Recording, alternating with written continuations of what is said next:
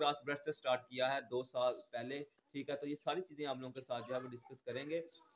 हमें प्रॉफिट आ रहा है, हमने बेसिकली जो है वो जो आपके साथ 3 असूल मैंने डिस्कस किए हैं, इन 3 असूलों पे काम करते हैं, ठीक है।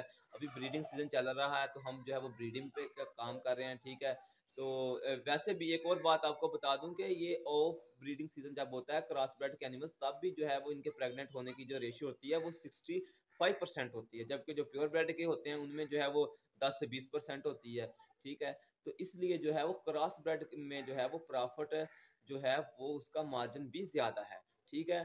तो वो भी पॉइंट्स आप लोगों के साथ डिस्कस करेंगे कि प्योर ब्रेड में जो है अगर आपने प्रॉफिट लेना है तो वो कैसे ज़्यादा लेना है, ठीक है। उनमें ऐसी कौन सी मतलब खामियां हैं प्योर ब्रेड के मामले में भी कि उनसे आप इतना ज़्यादा प्रॉफिट नहीं ले सकते। यही वजह है कि हमने जो है वो 3-4 मतलब मैंने पिछले दिनों में जो है वो डेयरी फार्म जो है विजिट किए हैं, ठीक है।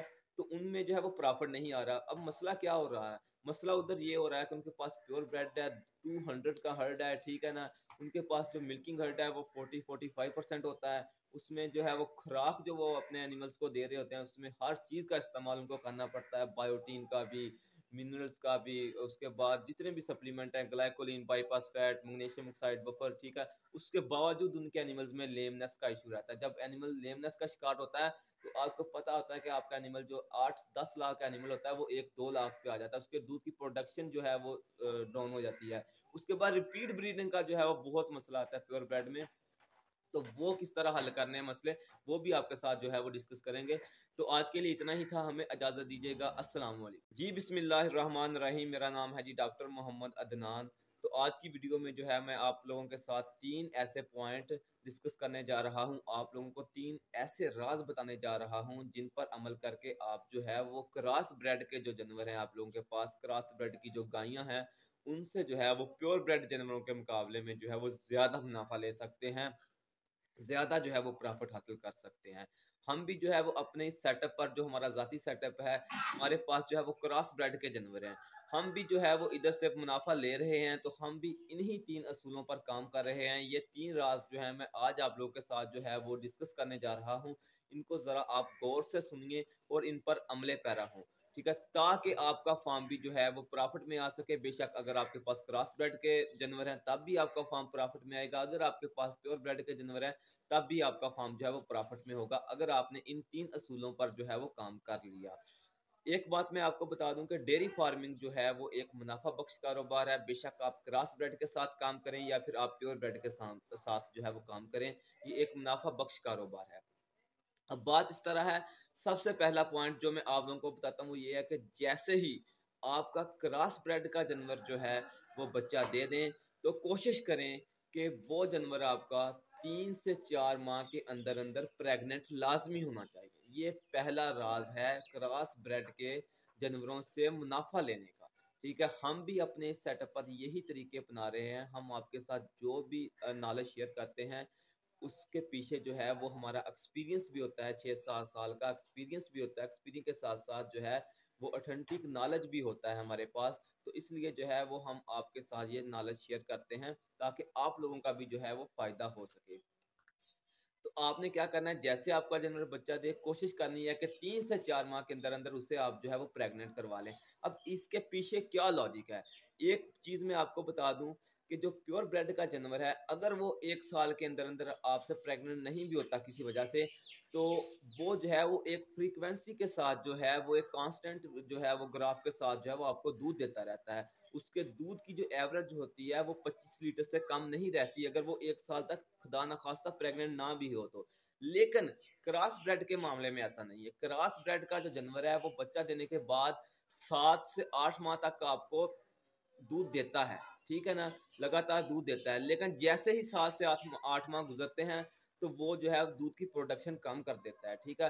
अब अगर आपका एनिमल जो है वो 3 से 4 माह के अंदर प्रेग्नेंट ना हुआ, तो 7 से 8 माह गुजर गए, तो फिर क्या होगा, फिर वो जो है वो आप उसको इनपुट देते जाएंगे, लेकिन वो जो है वो बदले में आपको जो है वो आउटपुट नहीं देगा, ठीक है।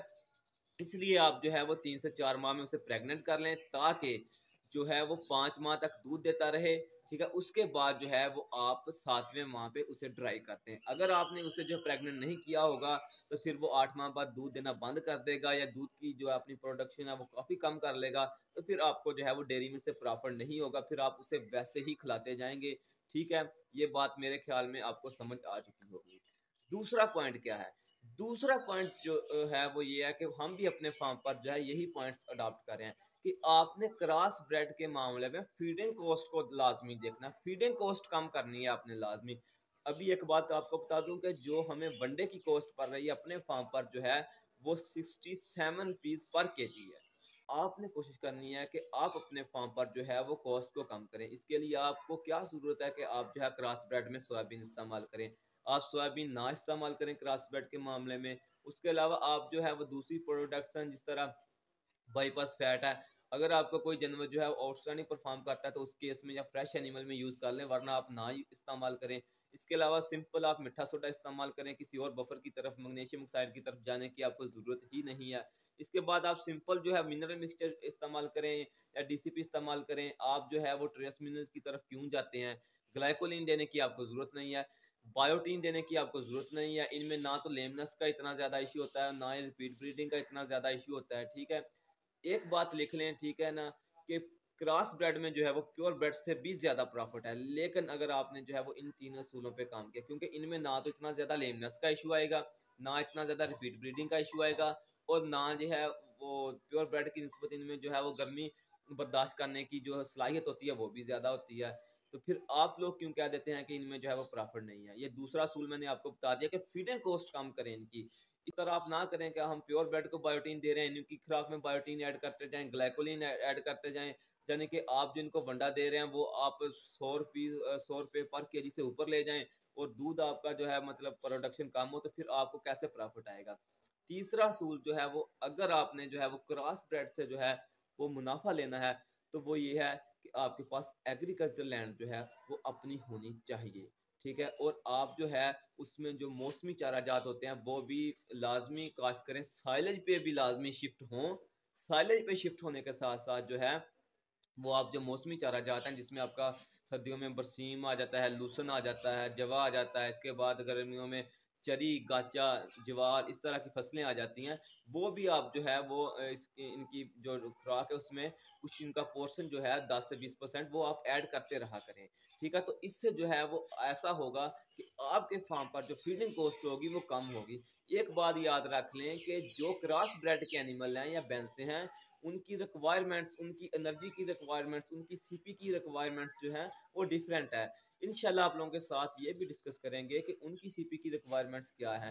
अब जो एक बात है कि राशन की जो सीपी है वो 17% होनी चाहिए, ये प्योर ब्रेड के एक मामले में है। एक बात है कि जो ड्राई मैटर का तनासब होना चाहिए, जो वो फ्रेश काफ के लिए 3.5% होना चाहिए, जो आपके आउटस्टैंडिंग परफॉर्म कर रहे हैं उनके लिए 4% होना चाहिए। तो ये प्योर ब्रेड के लिए, क्रॉस ब्रेड में आपने इन चीज़ों पे नहीं जाना। और जो भी डॉक्टर हजरात मेरी वीडियो देख रहे हैं उनसे भी रिक्वेस्ट है कि अगर आप किसी को फार्मूलेशन दें या किसी को गाइड करें न्यूट्रिशन के मामले में, तो आप जो है वो ये देखें पहले कि उनका एनिमल किस कैटेगरी का है, एनिमल के मुताबिक जो है वो आप उनको गाइड करें। ठीक है, ये नहीं कि आपका एनिमल जो है वो दूध दे रहा 15 लीटर और आप खुराक दे रहे हैं उसे 30 लीटर वाली।